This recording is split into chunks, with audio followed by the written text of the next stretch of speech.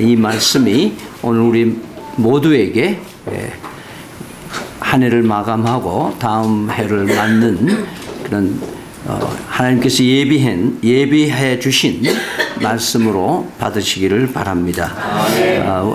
여러분 해마다 그렇겠습니다만은 금년 초에 1월 1일 혹은 송구영신 예배 때 내가 금년에 어떻게 살겠다 하는 다짐을 아마 기억하시는 분도 있고, 내가 뭘 다짐했지 전혀 기억도 못 하시는 분들도 아마 있을 텐데, 어쩌면 작년과 금년 나에게 뭐가 좀 달라진 게 있는가, 변화된 것이 있는가 하는 것들을 한 번쯤 생각해 본다면, 왜 이렇게 변하기가 힘들지? 이런 거를 한 번쯤 여러분들이 체감하게 될 줄로 압니다.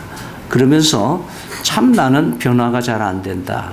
어떤 의미에서 우리 삶을 살면서 신앙생활을 해 갈수록 어떤 융통성이 없는, 변화가 잘 안 되는, 그래서 고정관념 속에 꼭 갇혀있는 나, 전혀 변하려고 하지 않는 그런 나의 모습을 우리는 오늘 돌아볼 수 있으면 좋겠습니다.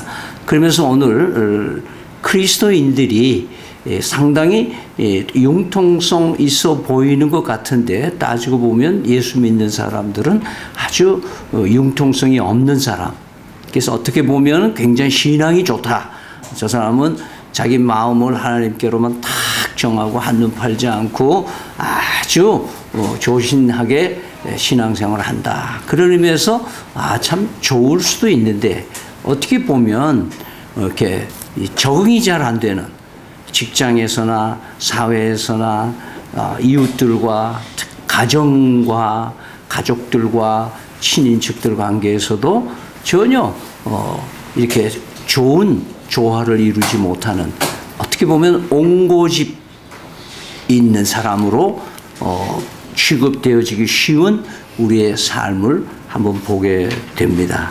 그러면서 오늘 이 본문에 보면은 바울 사도라고 하는 사람이 어떻게 보면 굉장히 고집이 센 사람, 바나바와 이 바나바 조카 때문에 막 갈라지고 막 이런 것을 보면은, 이 사람 대단히 고집이 센 사람이다. 자기 주장이 센 사람이다. 그렇게 볼 수 있는데, 오늘 이 본문을 보니까 아덴에서 또는 그 앞에 데살로니가에서 그가 선교했던 그 모습하고 이 고린도라고 하는 곳으로 와가지고는 전혀 다른 모습으로 이렇게 변화되는 그의 모습을 우리는 보게 되는 것이죠. 그래서 우리는 이 바울이 아덴에서는 상당히 대중적이고 또 사람이 많이 모인 곳에서 연설을 하고 뭐 이런 사역을 했다고 한다면, 고린도에 와서는 아주 개별적으로 한 사람, 한 부부를 통해서 사역을 해 나가는 그런 모습을 우리는 보게 됩니다. 따라서 바울 사도는 선교 여정을, 우리는 2차 선교 여행에 이제 막바지에 들어갑니다만은 이제 3차, 4차를 보면은 이 바울은 그 속에 있는 진리를 고수하고 복음의 열정과 본질에 대해서는 그야말로 고집쟁일 수 있을 정도로 그는 고집이 세고 융통성이 없는 사람같이 보이지만은, 그러나 그가 어느 도시에 어떤 사람을 어떻게 환경 속에서 그 시대의 사람들을 만날 때에는 상당히 유연하게 대처하고, 그들의 언어도 다르게 말하고 그들의 문화에도 상당히 적응하면서 살아가는 그 바울의 모습을 보면서, 이게 그리스도인의 삶이라는 것은 바울의 삶을 통해서 하나님이 우리에게 보여주시는 어떤 모델로 본다면, 우리는 고정관념에서 좀 벗어나서 조금이라도 좀 융통성이 있는 유연성을 가지는 그런 성도가 되어야 되겠다 하는 것을 우리는 말씀을 통해서 먼저 익히게 되는 겁니다. 그래서 오늘 그 영어로는 융통성을 번역을 하면 adoptability 그렇게 얘기를 합니다. 이 adopt이란 말은 받아들인다 말이죠. 양자란 말은 adoption이라고 그러죠.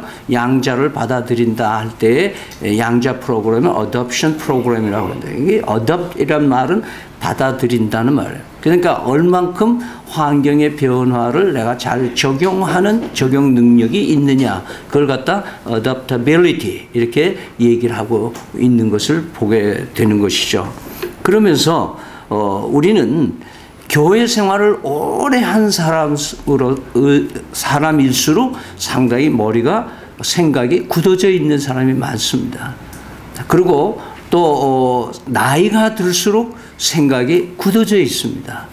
자기 살아온 대로만 사는 것을 고집하는 그런 경향이 있는 것이죠. 그래서 우리 인간은 내가 스스로 변하려고 하지 않으면 변화에 대처하지 않으면 변화가 일어나지 않는다는 것이죠. 서양 속담에는 어떤 사람은 불만 봐도 미리 준비를 하고 대처하는데 어떤 사람은 그 불이 자기 살결에 딱 닿아서 뜨거워 해야 반응을 보이는 사람이 있다는 거죠. 그래서 어쩌면 우리는 내 인생을 내다보면서 이런 게 예상이 되면 거기에 대해서 준비하고 내가 변화하는 유연성을 갖지 않는다면 우리는 인생을 상당히 낭비하게 될 것이다.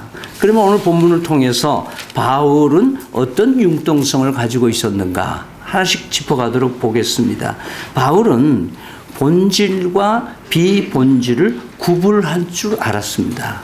다시 말해서 진리의 말씀과 그리고 진리가 아닌 다른 교회와 전통과 주변의 문화에 대해서는 유연성을 가지고 있었다는 것이죠. 이것을 구분할 수 있었다는 것은 굉장히 신앙생활에 중요하게 우리에게 다가오는 겁니다. 왜냐하면 때때로는 내가 변한다, 좀 달라져야 되겠다 하다 보니까 나의 본질까지도 우리가 복음의 진리까지도 그냥 적당하게 어불려 버리는 우리가 된다면 이것은 진짜 변화가 아니다. 변화라는 것은 본질이 그대로 있는데 비본질적인 것이 변화되어 가고 있느냐 하는 것을 말하는 것이죠. 그런 의미에서 우리가 변해야 될 것과 변하지 말아야 될 것을 분별할 수 있는 분별력을 하나님께 구할 수 있는 우리의 믿음이 되어야 됩니다.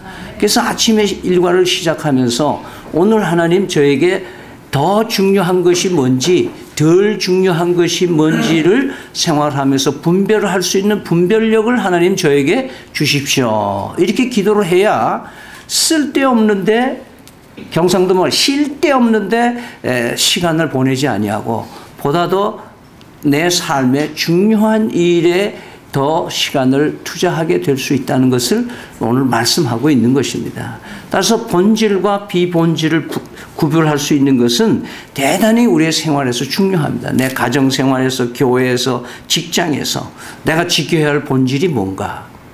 요즘 이 세상은 온통 돈으로 그 가치가 변화된 걸 볼 수가 있습니다. 흔히 여러분 우리가 아이들을 양육할 때 보면은 예를 들어서 내가 아주 좋은 이 전자 제품 딱 사다 놨는데 애가 뭐예요? 막 아무거나 눌러가지고 망가뜨렸다. 그랬을 때 내가 어떻게 반응을 하느냐 하는 게 내가 굉장히 분별력이 있는 사람인가 아닌가를 얘기하는 거예요. 그러니까 거기에 이걸 내가 얼마나 계획하고 이걸 이 아이중지하게 내가 이거 사놨는데 이거를 네가 망가뜨리냐 해서 아이를 야단을 친다면 이 아이는 이 물건보다도 덜 중요하다고 입력이 되는 거예요. 그 아이는. 우리 엄마 아빠는 나를 이 물건만큼도 여겨주지 않는구나 하는 것을 자기 몸에 체득하는 거예요. 그 다음부터는 뭐예요? 아무리 너는 너 뭐 얼마나 고통해서 낳았고 내가 너를 얼마나 사랑하고 하면 해도 먹혀 들어가지가 않는 겁니다. 왜? 이미 그 아이는 가난할 때부터 갓난쟁이부터 엄마의 삶을 통해서 아빠의 삶을 통해서 나보다는 더 중요한 것이 있다라고 하는 것을 생각하는 거예요. 여러분이 직장에서도 마찬가지고 모든 삶에서 무엇이 더 중요한가 하는 것을 알아야 됩니다. 우리 롯데의 왕자의 난들, 롯데 그룹의 아들들의 재산 문제, 이거는 뭐 큰 이슈가 되고는 있지만 각각 집안마다 모두가 다 뭐 때문에 나중에 그러냐, 부모 돌아가시고 나면 다 재산 문제 때문에 힘들어하는 그런, 그 재산 때문에 병든 아버지도 죽이는 세상이 되는 거예요. 내 돈 때문에 사랑하는 아내도 보험 들어놓고 죽이는 세상이 되는 세상으로 가고 있는 거예요. 그러니까 이것은 이 사회가 전체적으로 뭐냐, 본질을 잃어버린 것, 비본질적인 것 때문에 인생을 망가뜨리고 사는 세상이 되고 있는 것이다, 그거죠. 그래서 우리는 일주일 동안 살면서 사소한 즐거움 때문에 하나님의 말씀을 떠나고 하나님과의 관계를 놓치고 하나님과 잊어버리고 살아요.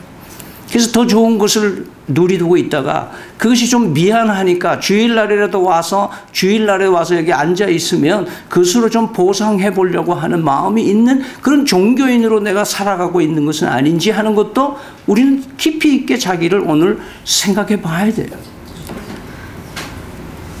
내 삶 속에 정말 중요한 게 뭐냐 이거예요. 오죽하면 예수님께서 그런 얘기했어요. 내가 먹고 자고 앞으로 쉬고 모든 재산 다 이렇게 모아놓고 성공했고 이런 업적이 쌓아 있으니 이제는 내 영혼아 쉬고 잘 놀자, 잘 쉬자. 그럴 때 내가 네 목숨을 오늘 불러가면 네가 이루는 모든 것, 이런 것들이 다 너에게 무슨 소용이 있느냐.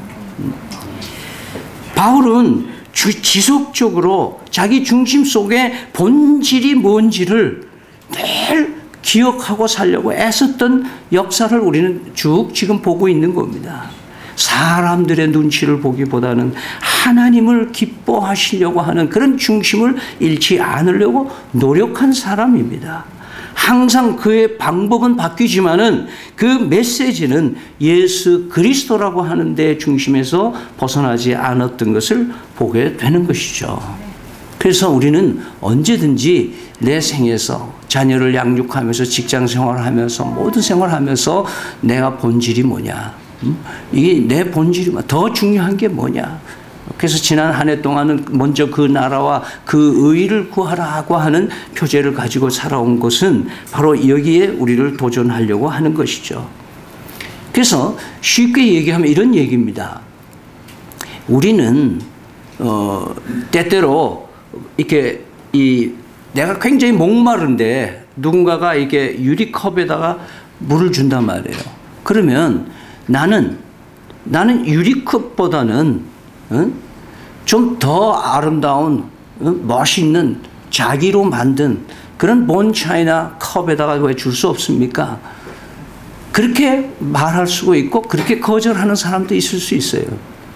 그러면 그 사람이 본 차이나 컵에 마시기를 원하면 뭐예요? 본 차이나 컵에다가 정중하게 드릴 수 있어야 되는 거예요. 그렇게 안 하고 아니야, 이 컵 이거 최고야. 이건 내가 애지중지하는 이 유리컵이기 때문에 당신은 이것으로 마셔야 돼. 그렇게만 말할 수는 없다는 거죠. 그러니까 우리는 어디서 플라스틱 컵이나 종이컵이나 어느 컵을 선택해서 그 사람에 맞춰서 준다 하더라도, 전한다 하더라도 그 안에 물이 뭐예요? 물이 정한 깨끗한 음료수 생수라면은 컵이야 어떤 컵이든 뭐예요? 관계가 없는 것이죠. 그러니까 바울 사도는 뭘 하냐면 이 컵이라는 건 비본질이기 때문에 이것을 네모난 그릇이니 세모난 그릇이 동그란 그릇이니 재료가 뭘로 만들어지 비싼 그릇이니 이 그릇에 대한 것은 내가 얼마든지 양보하고 다 내가 비유 맞춰줄 수 있다. 그러나 한 가지 이 안에 든 복음, 순전한 그 진리는 내가 다른 걸로 줄 수가 없다. 이것이 바울 사도의 신앙의 역사를 이루는 것을 우리는 보게 됩니다. 그러면서 오늘 두 번째 얘기는 바울은 이 아굴라와 브리스길라가 로마 총독의 이민 정책에 따라서 이 다른 많은 사람들을 축출하는 그런 역사들이 있었어요. 그때 로마, 이탈리아에서부터 떠나서 이제 이 고린도라고 하는 이 그리스 반도에 있는 새로운 무역 중심의 도시로 오게 되는 거예요, 이 부부가. 근데 마침 그때 올 때에 이 사람도 고린도에도 낯선 사람이지만은 바울이라는 사람이 다시 아덴에서부터 고린도로 이동해서 와서 거기서 만나는 현상을 보게 됩니다. 그런데 놀라운 것은 바울이 지금까지는 어디 가기만 하면 누구를 제일 먼저 만나냐 하면 유대인들을 제일 먼저 만나고 제일 먼저 가면 회당에 먼저 가서 만나고 이런 순서를 가졌는데 고린도에 와서는 이방인 별로 잘 문화가 전혀 다른 사람인 이 헬라 문화권에 있는 브리스길라와 아굴라를 만나서 그런데 놀라운 것은 그 사람들이 가지고 있는 직업이 자기하고 같은 직업이다. 공통점이 있다. 그래서 어떻게든지 사람을 만나면 여기저기 따져보든지 뭐 어디 출신이든지 고향이 같든 뭐든 요즘 우리가 사람들의 인맥을 쌓는 방식은 사람을 만나면 뭐 어디서 만났어요. 제가 옛날에 보니까 하도 따지다 보니까 나중에 본 게 일신병원 대기실에서 만난 사람이 있더라고요. 우리는 이렇게 사람을 대할 때 인맥을 가져야 돼. 근데 이 브리스길라와 아굴라는 전혀 바울과 만날 만한 인맥은 없었지만 뭐예요? 텐트 메이커, 이 텐트를 만드는 이 수공업을 할 수 있는 그런 직업들을 가지고 있어요. 바울도 이 기술을 일찍이 가지고 있어서 그것을 생업으로 삼기도 하고 그것을 해서 시간 있을 때 만들어서 팔아서 납품해서 그걸로 성교비로 쓰기도 하고 자기 생활비도 썼던 그런 사람이에요. 그래서 이 헬라 문화권에 있는 사람하고도 격이 없이 지내는 유연성, 그의 이 융통성을 우리는 오늘 여기서 발견하게 되는 겁니다. 따라서 누구하고도 같이 지낼 수 있고 누구하고도 대화가 되는 그런 사람이 돼야 된다는 것을 하나님은 우리에게 지금 바울을 통해서 말씀하고 있는 겁니다. 이 사회는 사실은 대단히 어려운 사회로 지금 가고 있습니다. 흔히 금수저를 가지고 태어나는 사람, 또 누구는 흙수저를 가지고 태어나는 사람. 혹시 여러분 청소년들 가운데는 왜 나는 이건희 회장 아들로 안 태어났냐? 왜 이리 지지리도 가난한 집에 태어나가지고 쥐뿔도 없는 이런 집에서 내가 살아야 되나? 이런 망상에 빠져 있다면 여러분 대단히 큰 실수를 하는 것이고 여러분들은 인생을 잘 모르는 거예요. 우리는 하나님께서 가장 적절한 환경에 나를 있게 해주신 줄로 믿으시기를 바랍니다. 하나님은 세상 사람들은 사람을 계급화시키는 거예요. 그러나 하나님은 우리를 계급을 허락하지 않으셨어요.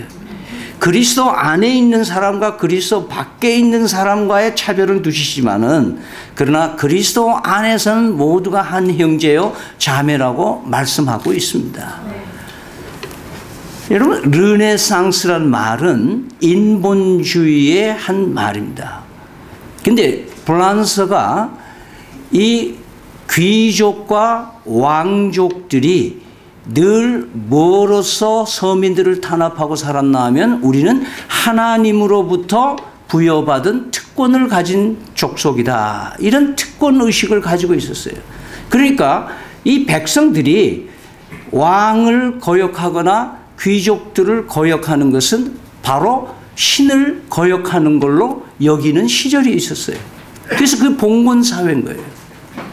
그러니까 프랑스 혁명이 되면서 뭐냐면 아니다. 우리는 하나님 앞에 다 이퀄, 동등하게 태어난 사람들이지 누가 왕족을 따로 하나님이 세워가지고 이 하나님이 이 왕족을 위해서 모든 백성이 다 희생하라는 그런 건 아니다. 그래서 인본주의, 신본주의라고 하는 말이 잘못돼서 계급화를 형성한 것을 타파하기 위해서 프랑스 혁명이 일어나면서 일어난 문화운동이 르네상스 문화예요. 그것이 인본주의 문화로 얘기를 하는 거예요. 근데 이 인본주의가 낳은 것이 자본주의와 민주주의가 됐어요. 근데 자본주의와 민주주의의 틀의 기본은 르네상스에서 일어나는 신본주의적인 삶이 타락하니까 인본주의로 가야 된다라고 해서 온 역사가 지금 400~500년이 흘러가고 있어요. 그러면서 지금 온 결과가 어떻게 되느냐. 지금은 그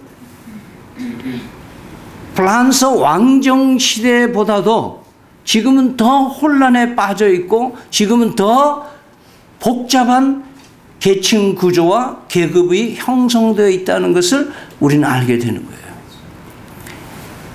여러분, 우리의 삶 속에서 자세히 보세요.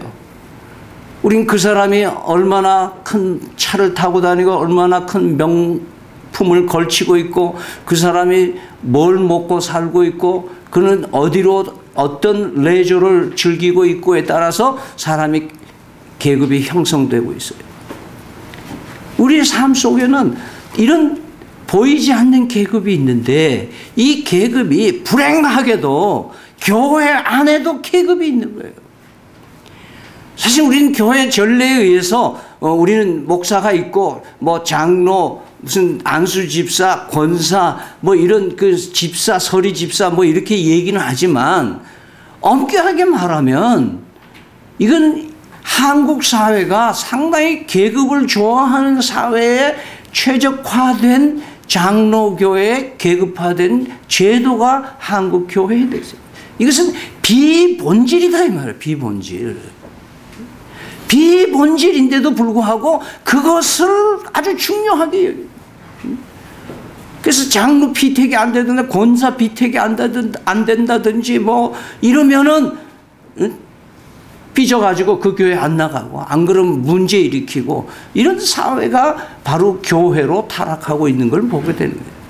목사들은 목사들대로 교권을 가지기 위해서 정치하고 총회장 되기 위해서 수억의 돈을 써야만 총회장이 되는 이런 잘못된 사회로 가고 있는 것은 하나님은 계급화를 타파하시기 위해서 예수 그리스도를 이 땅에 보내주셨는데 인간은 다시 이 예수를 믿는 본질을 잊어버리고 사람들은 서로 차별을 하고 서로 계급화하고 있는 이런 아픔들을 우리는 시대를 보면서 바울은 이런 영향력이 있는 융통성을 가지고 브리스기라와 아굴라와 같이 격이 없이 사는 이런 복음의 유연성을 우리에게 보여주심으로써 우리가 어떠한 사람하고도 같이 어떠한 환경에서도 같이 지날 수 있는 그런 융통성을 가진 성도들이 되시기를 기원합니다.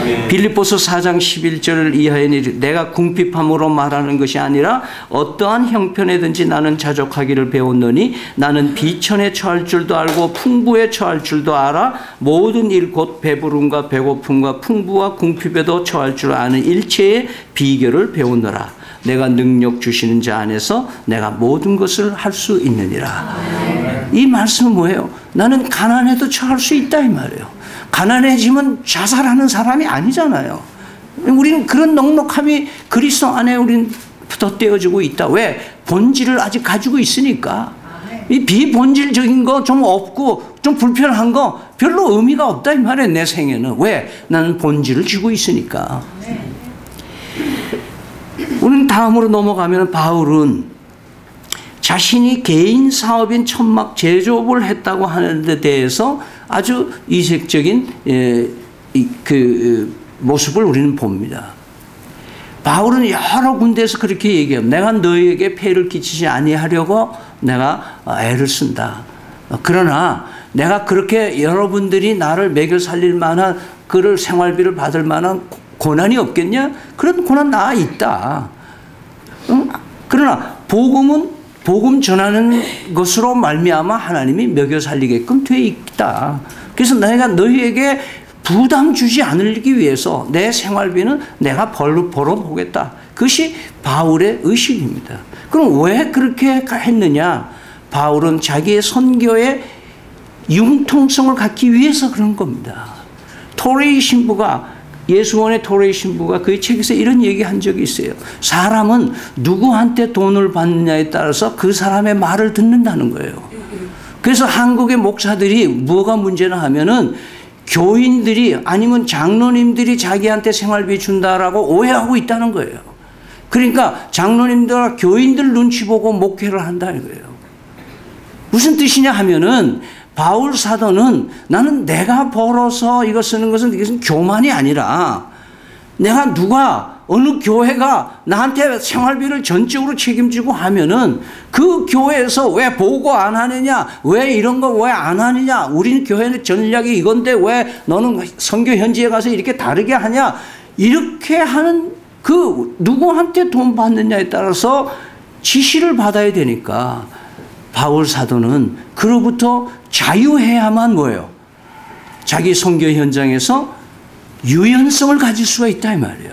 여기서는 이렇게 할 수 있고 저기서는 저렇게 할 수 있는 그 자유를 가질 수 있는 것은 그렇게 메인 생활을 안 하겠다는 것을 우리에게 말씀하고 있는 것입니다. 사실은 믿음찬 우리 교회는요, 첫 해의 표가 스스로 세우는 교회, 그렇게 했습니다. 어디에 저희가 교회를 시작한다고 후원 요청을 했거나 누구에게 개척 자금을 빌려오거나 어떤 누구한테 얘기해 본 적이 없습니다. 그래서 스스로 세운다. 어떻게 보면 좀 교만한 것 같지만, 그러나 하나님에게만 구하는 것이 가장 정확한 구함이라고 여러분 믿으시길 바랍니다. 내가 어렵고 내 기관이 어려워지고 내가 힘들 때에 사람들에게 구걸하지 말기를 바랍니다. 하나님 앞에 구하세요. 하나님 나 이렇게 어렵습니다. 하나님 나 이렇게 힘듭니다. 하나님 나 이걸 이렇게 해결해야 됩니다. 하나님한테 찾아가세요. 뭐 성공한 삼촌 찾아가고 누구한테 뭐 라비를 벌리고 그렇게 하지 말고, 예수 믿는 어느 장로님이 그런 일 잘 한대더라, 그것은 가서 도와달라고 그러고. 제가 늘노래를 시작해서 얼마 안 됐으니까 저한테 하나의 연락이 온 적이 있어요. 그건 뭐냐면 지금 합한 회사의 창업자인 장로님이셔요. 그 장로님 비서진을 통해서 유신이 내가 그 아버지를 잘 아는데 그 와서 도와달라 그러면 도와준다고 그렇게 전달이 왔어요. 그래서 제가 그분한테 그렇게 얘기했어요. 도와주시려면 제 사무실에 와서 도우시라 그러십시오. 그렇게 전했어요. 저희 늘노래의 그 슬로건 중에 하나는 뭐는 예수님을 깡통 치우지 않는다. 그것이 저희들의 처음 슬로건이었어요. 바울 사도는 자신이 본질 가지고 자유롭게 사역하기 위해서 비본질에 매이지 않으려고 자기의 그 피곤한 몸을 가지고 생업을 했던 것을 오늘 말씀을 통해서 우리는 보게 됩니다. 여러분, 누가 하나님이 돈을 주는 거. 그래서 저는 그렇게 늘 말씀드리는 이유가 거기에 있습니다. 하나님께서 우리가 헌금을 내는 건 누구한테 내는 거예요? 하나님한테 내는 거예요. 내가 이걸 교수들한테 설명을 했더니 지난번 추수감사절 때 헌금이 작년에 배가 나왔어요. 제가 설명을 했어요. 여러분, 이거 교목실에다가 내는 헌금이 아니고 하나님께 드리는 겁니다. 그리고 하나님이 교목실에 위탁해서 하나님이 기뻐하신 대로 이 돈을 쓰도록 우리에게 위탁해 주시는 돈입니다. 그렇게 설명을 했어요. 우리의 삶 속에서 하나님의 공급이라고 하는 것은 사람을 통해서도 오기도 하고 내 손으로 수고한 데서 오기도 하지만, 그러나 거기에 이건 하나님이 철저히 공급해 주시는 거나 하는 그 확신을 가지시기 바랍니다. 그래야만 내가 하나님 눈치 보고 살 수 있어요. 네. 그 다음에 다음은 넘어가면요, 바울은 뜻을 같이 하는 동료들로부터 도움을 기꺼이 받으면서 함께 사역했습니다. 여러분, 바울이 가는 길은 아무도 가보지 않은 길을 가는 겁니다. 여러분, 성도들은요, 저는 우리 교회도 그렇고요, 아무나 그냥 다른 사람이 간 길을 그냥 가는 교회와 그런 가정과 그런 자녀들과 그런 믿음찬 식구들 되지 말기를 바랍니다. 다른 사람처럼 살면 그 사람 수준밖에 가지 않습니다. 그러나 하나님께서는 각자에게 엄청난 가능성을 주고 계십니다. 그렇기 때문에 나에게만 닥쳐진 길이 낯선 길이고 어려운 길이고 좁은 길이고 그 다른 사람이 다 안 된다는 길이지만은 하나님이 인도해 주신 길이라면 그 길로 갈 수 있는 믿음을 가지시길 바랍니다. 바울 사도는 그렇게 간 것입니다. 그렇기 때문에 성령 하나님의 통제 외에는 누구에게도 통제를 받지 않는, 그리고 사람들이 하나님이 정해주신 사람이 나에게 사람을 붙여주셨을 때에는 그 사람하고 기꺼이 같이 동력했던 것을 보게 됩니다. 놀라운 것은요, 데살로니가에서 약 3주 동안 있었습니다. 아덴이라는 곳에서는 며칠 있었습니다. 그런데 오늘 이 고린도 교회에서는 1년 반을 있었다고 얘기를 하고 있습니다. 바울 사도가 전혀 기독교 문화와 거리가 먼 이방 문화에다가 돈이 우상화되어 있는 이 상업도시인, 그리고 얼마나 성적으로 타락했으면은 영어 슬랭에 보면 코린티안니즘이라는 게 나와요. 고린도주의라는 게 뭐냐면은 먹고 놀고 향락하고 즐기자는 것이 그 코린티안 타락한 제2의 소돔과 고모라로 불리운 것이 고린도라는 도시입니다. 그런데 거기서 1년 반을 바울이 지나기가 쉬웠을까요? 어려웠을까요? 굉장히 어려웠을 거예요. 전혀 이질적인 문화에서 본질을 변하지 않고 비본질적인 이 환경 속에서 자기의 본질을 지켜가면서 신앙을 지켜가기가 얼마나 어려웠겠나 이 말이에요. 혼자 젊은 사람이 그 향락의 도시에서 거기서 산다는 것은 쉬운 일이 아니잖아요. 그런 의미에서 이 고린도인들에게는 하나님이 바울을 왜 이렇게 오래 있었을까 하고 우리가 분석을 해보면, 바울의 삶을 고린도 사람들이 오랫동안 지켜볼 수 있는 기회를 준 거예요. 아, 저렇게 사는 거구나. 저게 진짜 본질을 가진 사람의 삶이구나. 유연성은 있지만 그래도 그 속에는 뭔가 변치 않는 중심이 있는 사람이구나. 그런 모습을 보여주는 거예요. 그러니까 바울 사도는 편지를 쓸 때 그랬어요. 우리는 뭐예요? 하나님께서 이 세상에 보는 편지다. 그래서 편지다. 왜? 편지는 뭐 하기 위해서 존재하는 거예요? 읽혀지기 위해서 있는 거 아니에요. 그러니까 우리가 이 땅에 사는 것은 사실은 철저히 공개된 삶을 살고 있다는 것을 여러분 잊지 마시기 바랍니다. 그리스도인의 삶은 감출 수가 없어요. 물론 우리는 요 밖에 나가면 사람 많은 데로 쑥 들어가 버리면 뭐 복장이 다르기 뭐 다 똑같은 사람이기 때문에 내 속에 뭐 누가 여기다 뭐 십자가를 달고 다니는 것도 아니고 표띠가 나질 않기 때문에 금방 우리는 뭐예요? 잊어버려요. 무엇까지 잊어버리느냐? 본질까지 잊어버려요. 내가 예수 믿는 크리스찬이라는 것을 나도 잊어버려요. 그래서 그냥 대중 속에 그냥 묻혀 들어가요. 그러나 놀라운 것은 하나님의 자녀들은 어느 속에 숨어 들어가 있어도 포띠가 난다는 걸 잊지 마시기 바랍니다. 누군가에 의해서 나는 노출되어 있다는 걸 잊지 마시기 바랍니다. 여러분 우리 사직동에 온 지가 벌써 5년 됐는데요. 이 지역의 환경과 여기에 우리는 나름대로 애썼을 거예요.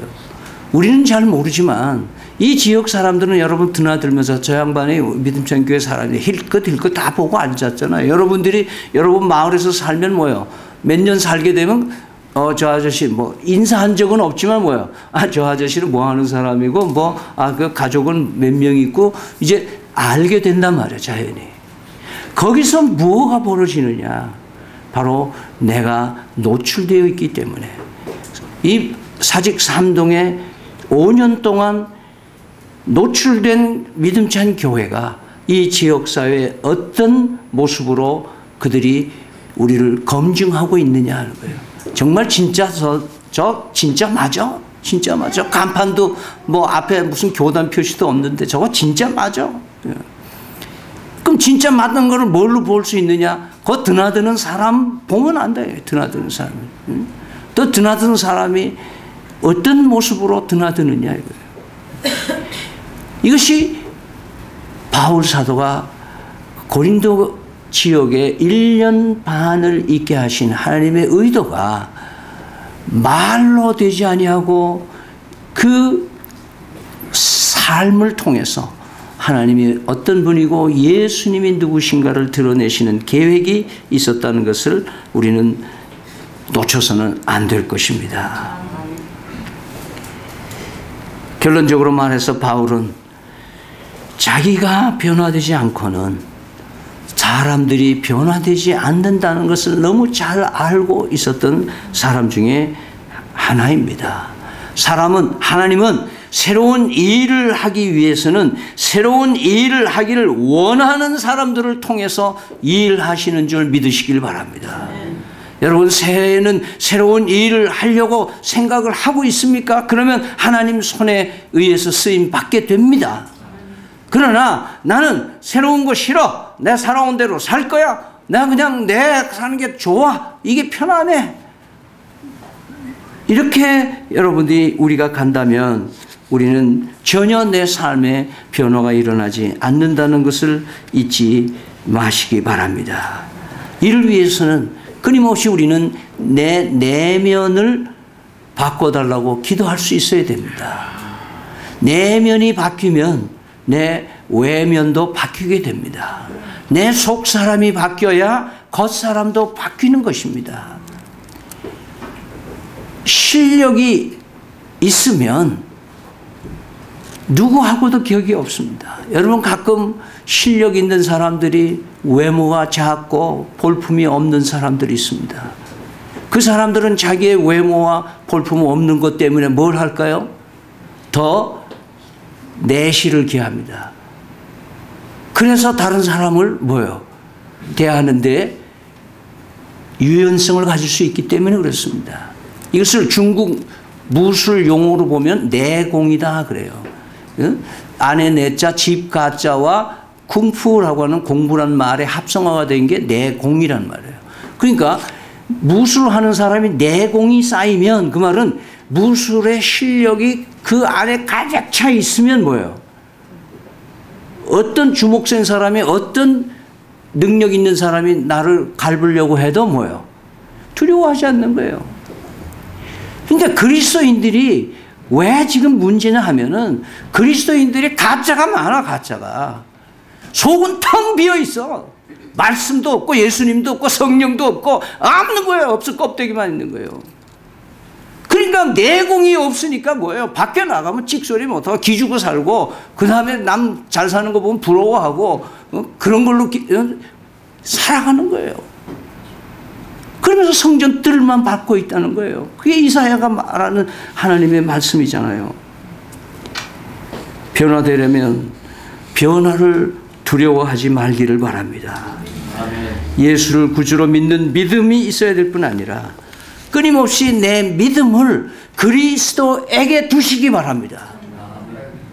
그 표현이에요. 믿음이라는 것은 내 믿음을 그리스도에게 얹어드리는 거예요. 그분에게 삶을 드리는 거예요. 여러분, 예레미야서 18장에 보면은 토기장이 얘기가 나와요.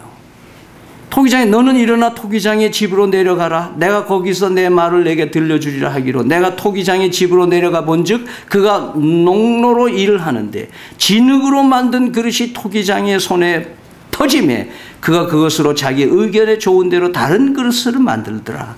그때 여호와의 말씀이 내게 임하여 이르시되 여호와의 말씀이라 이스라엘 족속아 이 토기장이가 하는 것 같이 내가 능히 너희에게 행하지 못하겠느냐. 이스라엘 족속아 진흙이 토기장이의 손에 있음 같이 너희가 내 손에 있느니라. 여러분, 유명한 에피노소르라고 하는 사람이 만든 노래가 항상 진실케 내 맘 바꾸사 하나님 다 함께 하여 주소서. 주는 토기장이 나는 진흙 나를 빚으소서 기도하오니 주는 토기장이 나는 진흙. 주님, 우리의 삶이 본질적으로 하나님 앞에 드려지지 않고는 나는 하나님의 유연성을 가지고 이 세상에 하나님의 뜻을 이루어 가는데 역부족으로 헤맬 수밖에 없다. 오늘 이 시간에 마지막 주일을 맞으면서 나에게는 왜 변화가 없는가? 여러분, 그리스도로 내공을 채울 수 있기를 바랍니다. 예수 믿는 실력으로 내 믿음을 그리스도에게로 올려놓고 내 삶이 다시 빚어지는 놀라운 역사가 새해부터 일어날 수 있기를 간절히 축원드립니다.